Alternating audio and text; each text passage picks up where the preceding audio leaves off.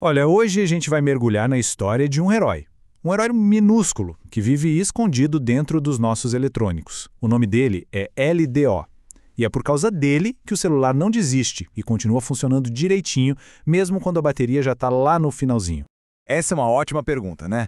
Porque, pensa bem, os chips dentro do celular, sabe, o processador, a memória, eles são super sensíveis. Precisam de uma energia limpinha e estável. Só que a bateria, bom, a bateria é o oposto disso. A tensão dela vai caindo conforme a gente usa. Então, como é que pode? Como que a gente liga essa fonte de energia toda instável a um chip que precisa de estabilidade total? Bom, a solução para esse verdadeiro caos elétrico é um componente bem pequeno, chamado regulador de tensão. Dá para pensar nele como o gerente de energia do aparelho, sabe? Aquele cara que coloca ordem na casa e garante que tudo vai funcionar como deveria. E essa analogia da barragem é perfeita para entender. Imagina só, a bateria é o rio. Às vezes o rio está cheio, com muita água, às vezes está quase seco. Não importa. O trabalho da barragem, que é o nosso regulador, é garantir que do outro lado a quantidade de água que sai seja sempre a mesma, constante, previsível. É isso que ele faz com a eletricidade. Ok, então basicamente existem duas grandes famílias de reguladores. De um lado, a gente tem o regulador linear. Pensa nele como uma torneira, uma válvula que vai se abrindo e fechando para controlar o fluxo. O resultado? Uma energia super limpa, sem ruído nenhum. O problema? Tudo que sobra ele transforma em calor. É um desperdício. Do outro lado, tem o regulador chaveado. Esse aí é tipo um interruptor de luz que liga e desliga milhões de vezes por segundo. É super eficiente, quase não esquenta, mas ele gera um ruído elétrico danado. É o clássico dilema da engenharia, sabe? Energia limpa ou eficiência? E já que a gente tocou no assunto de regulador linear, a gente precisa falar de uma lenda, um verdadeiro ícone, o CI 7805. Por anos, por décadas, esse carinha foi o rockstar da eletrônica, todo mundo usava. Só que ele tinha um problema sério, que era fatal para o mundo dos aparelhos portáteis. É que antes do 7805, fazer uma fonte de 5 volts estável, era um projeto complicado, cheio de peças. Aí chegou esse componentezinho de 3 pernas e mudou tudo. De repente, qualquer pessoa, qualquer estudante, qualquer entusiasta, podia simplesmente plugar ele e ter 5 volts perfeitos. Ele literalmente democratizou a eletrônica.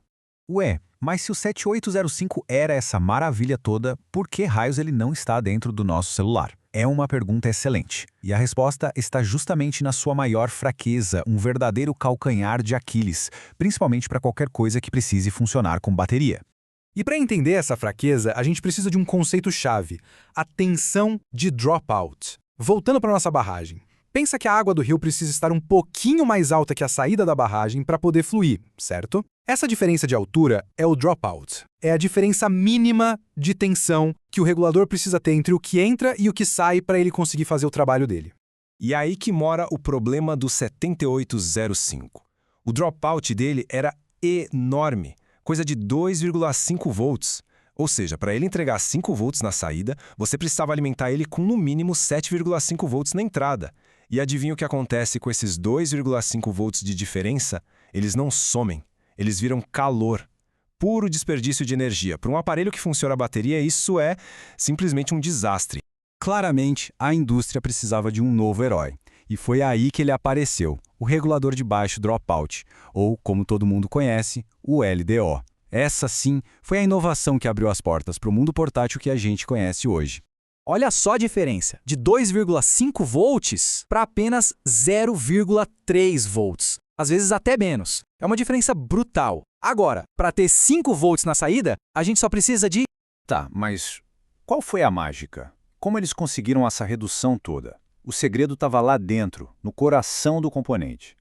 Os engenheiros pegaram a peça que controlava a passagem da corrente, que era um negócio antigo e ineficiente chamado par Darlington, e trocaram por um transistor muito mais moderno e eficiente, o tal do MOSFET, que pode ser do tipo PMOS ou NMOS. E essa escolha entre PMOS e NMOS criou uma disputa de engenharia super interessante. O LDO que usa PMOS é tipo um caminhão. Ele é maior, um pouco mais lento, mas é robusto e o circuito para controlar ele é bem simples. Já o LDO com o NMOS, esse é o carro esportivo.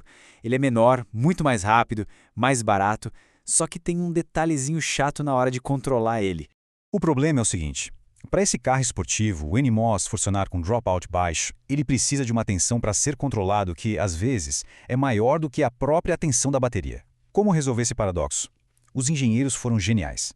Eles criaram uma solução chamada bomba de carga. É basicamente um circuitinho lá dentro que pega a tensão da bateria e a eleva, só para alimentar o controle do transistor. É como ter uma pequena refinaria dentro do chip para produzir o combustível especial que ele precisa. Avançando para os dias de hoje, essa tecnologia ficou ainda mais sofisticada.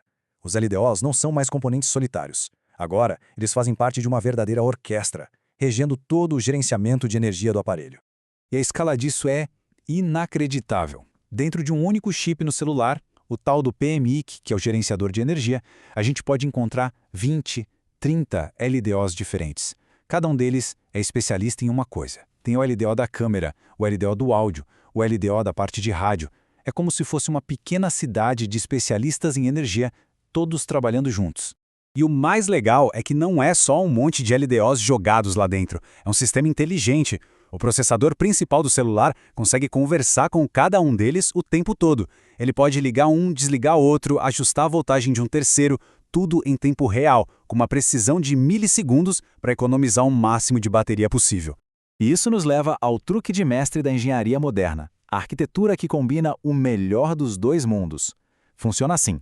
Primeiro, entra em cena um regulador chaveado, do tipo Buck. Lembra dele? Aquele super eficiente? Ele faz o trabalho pesado.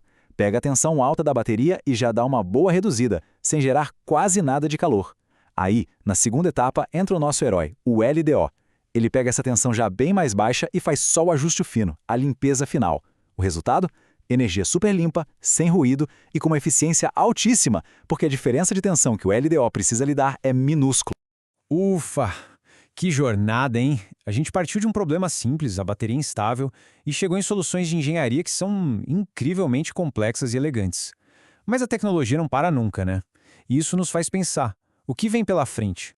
Então, só para a gente amarrar tudo, o ponto de partida é, baterias têm tensão instável. Para resolver isso, usamos reguladores. O 785, que era uma lenda, se tornou obsoleto por causa do seu dropout altíssimo, que desperdiçava muita energia. Aí vieram os LDOs, que revolucionaram tudo com seu baixo dropout, tornando os portáteis possíveis. E hoje, a gente usa uma estratégia híbrida, combinando o melhor dos dois mundos para ter eficiência e energia limpa. E a gente termina com essa provocação para o futuro. Pensa só, os aparelhos estão cada vez menores, os processadores estão pedindo tensões cada vez mais baixas, já abaixo de 1 volt. A pergunta é, será que essa arquitetura que a gente viu vai dar conta do recado?